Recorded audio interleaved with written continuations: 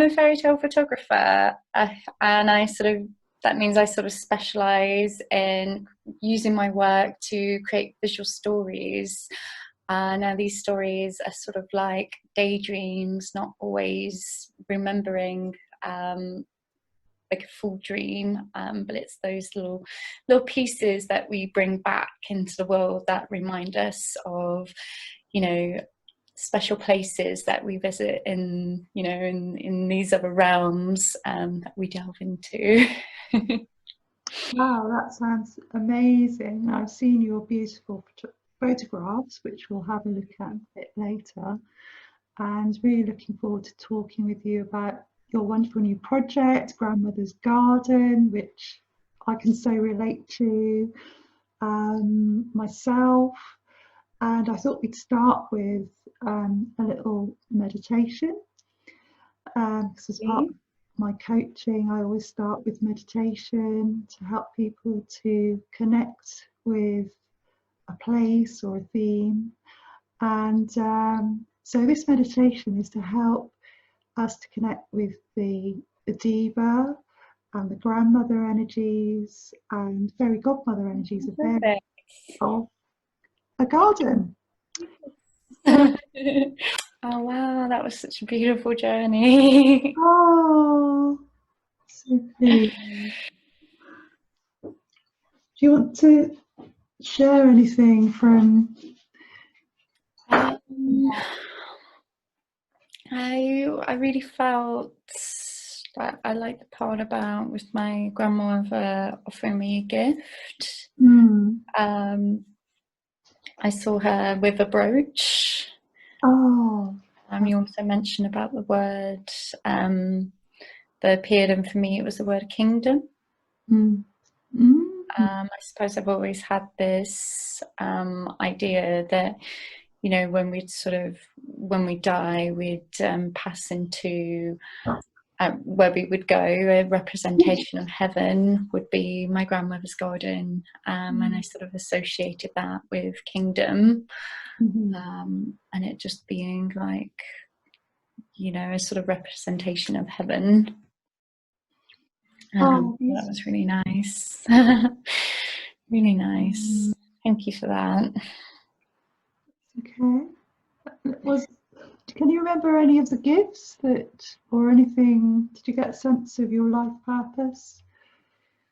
Yeah, I mean, I think for me, I want to, I don't know, I've always had a sort of sense of homesickness. I feel like I left home quite early, and, you know, going from city to city, I've always wanted to find somewhere stable. And for me, like, I sort of see, you know, myself having a place to be able to work. I'm currently living with my parents at the moment, so all of this lovely stuff, this isn't me. But I want to be able to have that for myself. So I see myself being able to have somewhere where I can sort of work on my own garden, which will essentially become my studio long term. So I was sort of, you know, seeing these memories of the past and, you know, kind of using them as inspiration to build the future. That really links in with your project, your grandmother. It does. No, that whole journey really does link in with, you know, through, you know, the sort of feel and atmosphere, I suppose, surrounding grandmother's garden, because sort of visiting it within that meditation is how I sort of, you know, allowed me to sort of see it once more, which was nice, which was good. And these almost, what I'm trying to recreate is I'm trying to find myself through past memories. So I felt that was all quite linked in with that. Yeah, because you have this lovely quote, which you've mentioned parts of it and what you were saying there, that you've, yeah, about this coming back home. Do you want to mention the lovely quote that you sent me?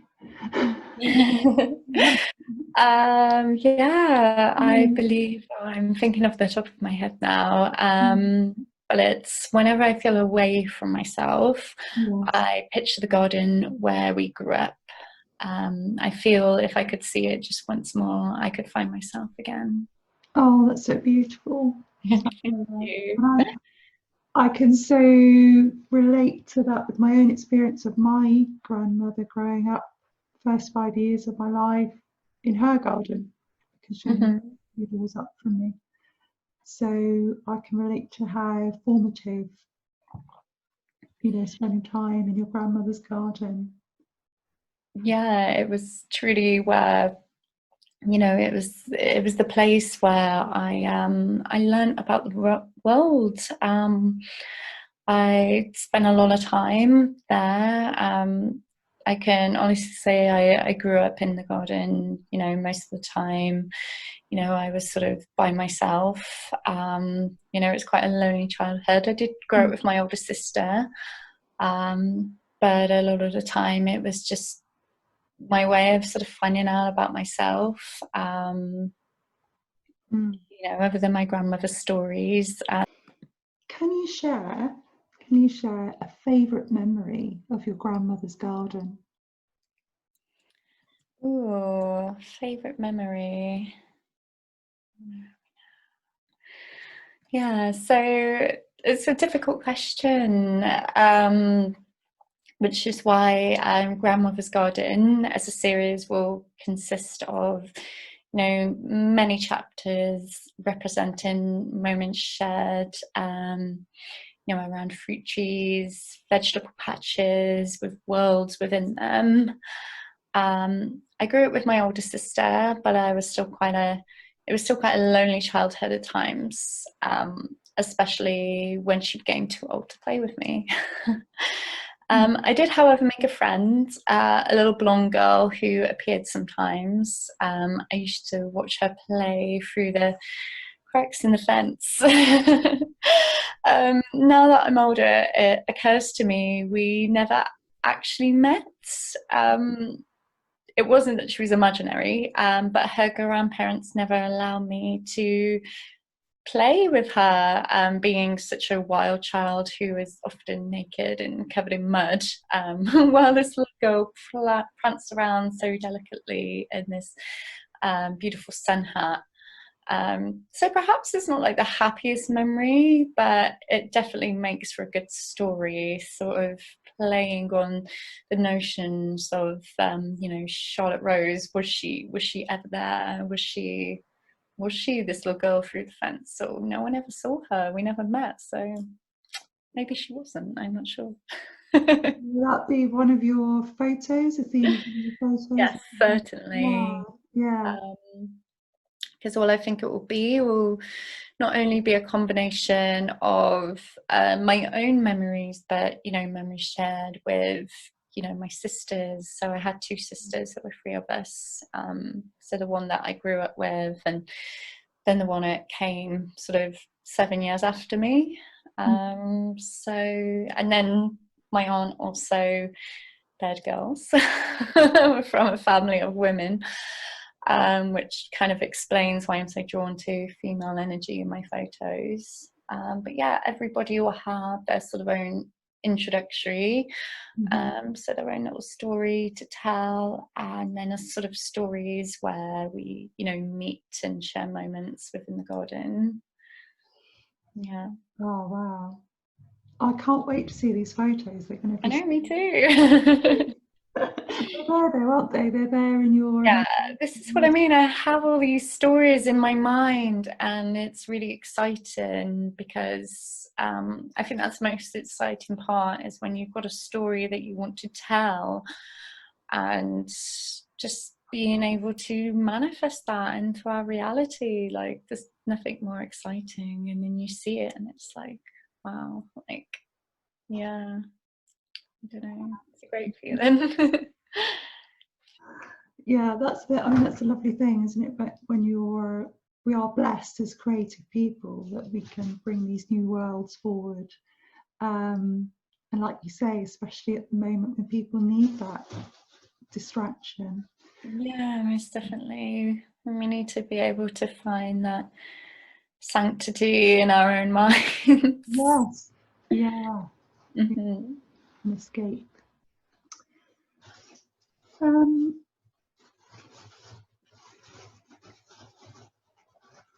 what's so what would be your favourite part of your grandmother's garden? Most definitely the rockery. Yeah. It was like this large island made by a rock formation with a cherry tree as the main feature. Mm-hmm. So I spent most of my time observing the creatures which inhabited these rocks, and I came to know where each species lived. So my favourite were like the woodlice. I became so fond of them that I built little terrains just to home as many as possible. So if I didn't become an artist, I would have certainly become like a nature scientist, but I never have the focus for such fairy work, so I just make the pictures instead. Yeah, it's really great, isn't it? Those as a child, those we notice those little worlds within worlds, like you say. It's and it's good to go back to that, isn't it? And I mean, when I'm in nature with my own children, I play, and something I do actually is I create fairy doors from bits of Oh bark. wow, you do. So Incredible. That's lovely. so they're temporary. It's all temporary. So nothing's fixed or to harm trees, whatever. But I just I love Yeah. that So playfulness. are these from like foraged pieces of woods and Yeah, such? yeah, bits of bark. Yeah. Oh, that's lush. Yeah. Yeah. I think I just love a childlike fascination with the world, and Mm. that's something that I've always kept, whether it's kind of mooching, in the garden to find these little worlds within worlds, or what I do now is sort of like finding a world within a world. Like, you can take a girl and pop her within a golden bush, and suddenly, that transforms into this magical kingdom. So it's still that childlike fascination, I think, that inspires me. Wonderful. Oh, I can connect with you on so many Yeah. levels from what you're talking about. Because I actually know what I'm talking about now. I can see my questions. Want to say anything more about how you use storytelling in your photography, or I mean, spoken quite a lot about it, but is there anything else you want to add? Um, yeah, I mean, I think like I said before, I describe my pictures as being like story illustrations. So not so often full stories, like only remembering part of a dream. My days begin with daydreams, and then it's up to me to sort of conjure them up into the physical realm to tell these tales, which often represent past memories or feelings that I'm dealing with. I like to pay reference to other stories sometimes, but I mean, that's mainly aesthetic. I'm more interested in my own imagination, to be honest.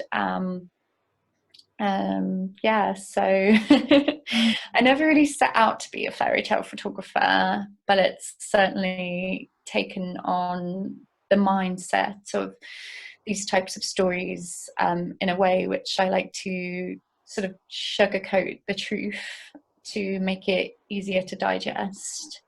Some might say I live in a daydream, but they're probably right, because I was saying, there's so much sadness in this world. So who wouldn't want to remember a time when the world was still kind? Mm. I actually think it's quite important that during, you know, during hard times we can still find joy, which is truly the reason why I create.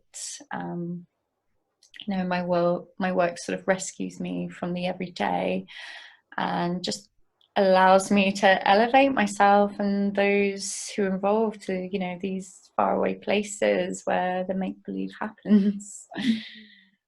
Yeah, and of course, and what you're talking about is, in essence, is the energy of love, isn't it? Loving energy that can refocus people into their hearts and kindness, and just another level of understanding of each other and the world, and to escape this way of, you know, fearfulness that can be so restricting. So that's certainly something that I passionately believe in, and you know, we're all doing our bit, you know, with your work, with what I do, and other people on a similar path to uplift people into that love vibration. Yeah, wow. No, I love that. And I love that as, you know, along the lines of what you do within your sort of your healing and your coaching work. I feel there could definitely be a really, you know, beautiful connective collaboration here of, because I think it's just, as I said, so important for people to, you know, find that space within themselves and Yes.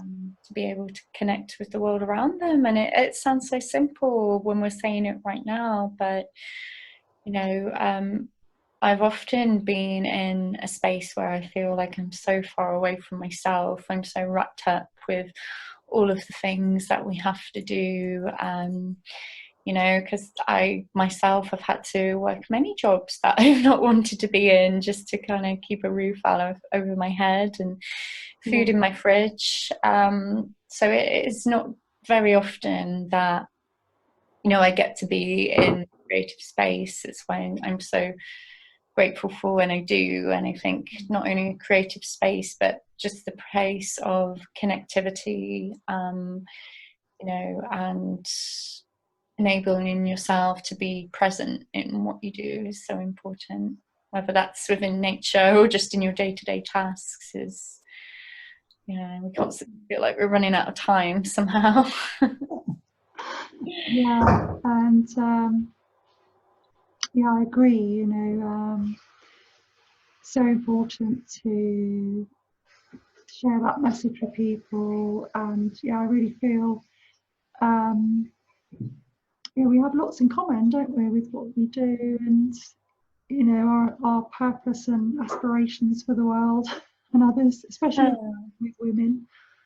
So yeah, I'd love to do something with you. Yeah, amazing. Yeah.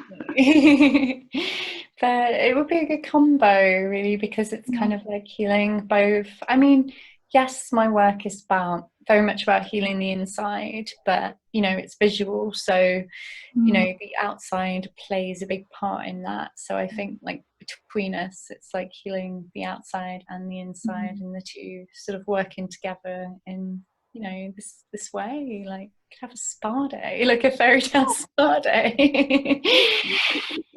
Amazing. And of course, the energy of the fairies, I know, you know, you bring that very much into your work. Definitely.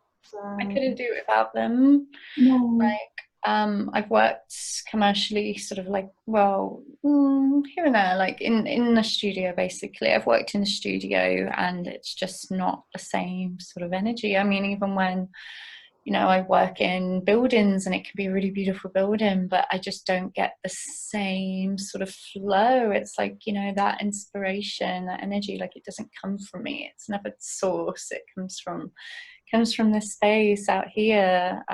So I very much, you know, require that to be able to create. It's yeah, a really powerful source. Yeah. And I think as well, there are so many women, I'm thinking of women, I can only talk about my own situation, I suppose, you know, that are mothers, for example. like me, that are homeschooling at the moment, maybe before this time they had, dreams of where they wanted to go, what they wanted to do, and now all of a sudden that's had to go on hold. And it's almost like there must be lots of women that have lost their confidence, lost their way, lost their sense of identity at the moment. And so, what I do, what you do, is to give them that wonderful opportunity to express themselves in a new way, or their true self. That, especially with your the dressing up that you encourage, the storytelling. It's a wonderful way for women to get back in touch with that sense of fun. Play, yeah, fun. Yeah. And I think that's what's the key ingredient in all of this, is to just enjoy. Yes. It is just to enjoy the space you're in. And when I am directing models, and especially, or not even models, I mean women, and if they haven't modeled before, I just remind them that it's just so important to just enjoy this space that you're in and embrace your surroundings, take it all in and be present with it. And it's not so much, I don't I do help girls sort of pose and direct them in the way, but I don't feel like I feel like it's more than a pose. When to truly like create those those effortless moments, it's like the girl in the picture needs to feel relaxed, and that has to be a natural thing. So it's just like kind of allowing people to feel comfortable and express themselves, and that very much comes from me expressing myself, and the sort of the words that I'm given within that moment and within that experience. And just I find allowing myself to kind of be free enables other people to do the same. So it's very much shared. I work as hard as the models on my set sometimes. I'm very here, there and everywhere. You have a lovely presence, Danniella, and I remember when I first met you, at the Fairy Festival last summer, and I instantly felt comfortable with you, and the way you talk to people. You're very kind, very gentle, and but I sort of instantly feel comfortable with you. You've got that aura, so that's such an important those are important qualities to have in what you do, and that's what also makes you so wonderful at what you do as well. Thank you so much. Yeah. So lovely of you to say. No, it's important because when you are, I think it's important to remember as a photographer, it doesn't matter who somebody is or what they do in the world. When somebody gets in front of the camera and they're not used to being in front of the camera, they're immediately vulnerable.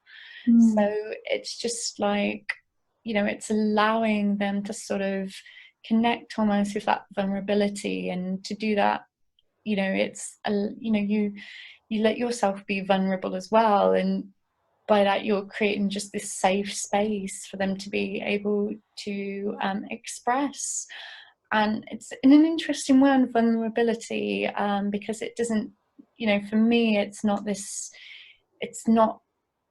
sad thing, it's not a negative thing. I think actually you are really strong if you can kind of openly be like vulnerable in this world and show your sensitive side. Like, not many people have that. So many people put on all of these layers and have to hold face of almost put on a face and kind of act almost. But I think the people that really just allow themselves to be their sensitive selves are quite strong to do that in this world. I agree. And Yeah. again, I think as well, that's probably what inspires me, because my pictures, like I say, a lot of it is to do with childhood, and that is a time where we're vulnerable and we're sensitive, and we just allow ourselves to be, we allow ourselves to explore, and we don't think about it. And the trouble is, as we grow, we think too much, and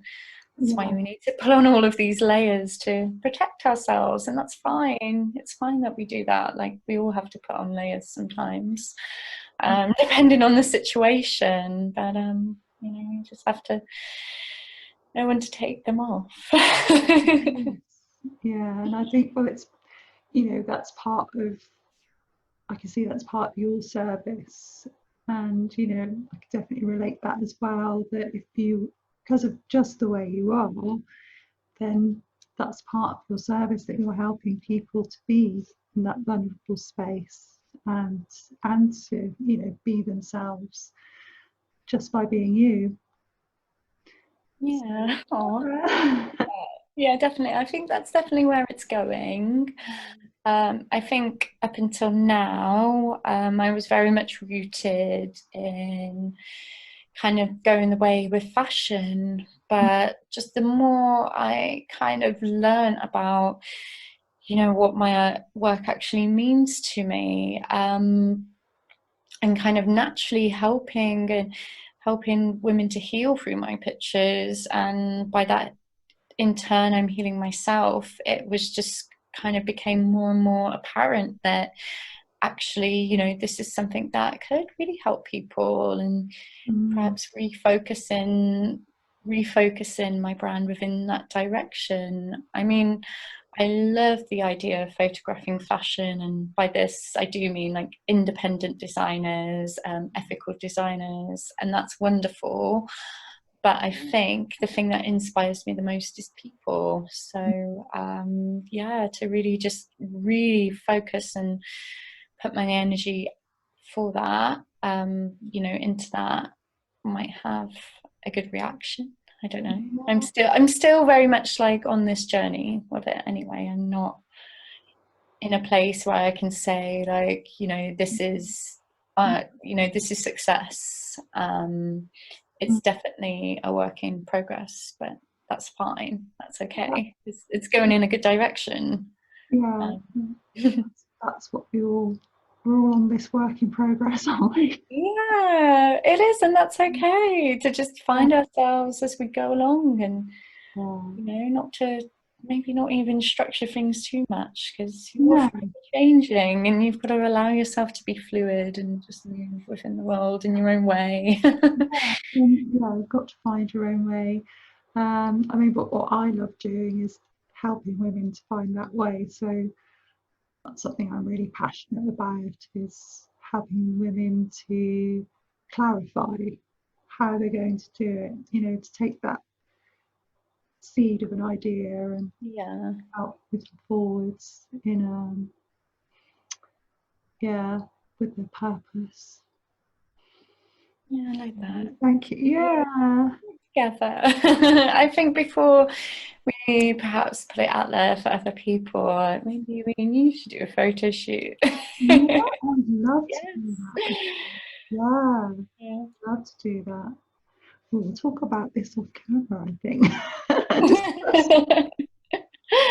talk about some ideas. So, thank you, Daniela. Is there, I mean, obviously, you know, it'd be really good to say a little bit about how people can find your work and how they can work with you. And obviously, I'll put up some links when I put this video online as well. But is there anything you'd like to talk about that people can, you know, where people can connect to your Yeah, work? of course. I mean, I do social media.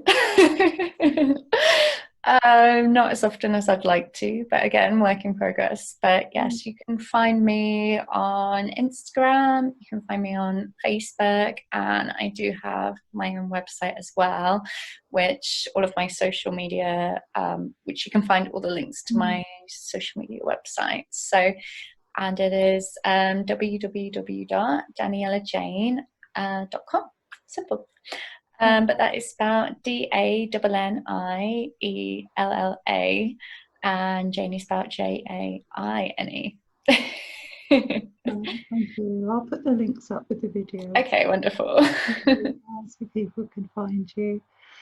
And it's been wonderful talking to you today. Yes, thank you for having me. That's okay. Yeah, it's been fascinating, and yeah, I look forward to connecting with you again. But for now, we'll say goodbye to everyone watching. Thank you.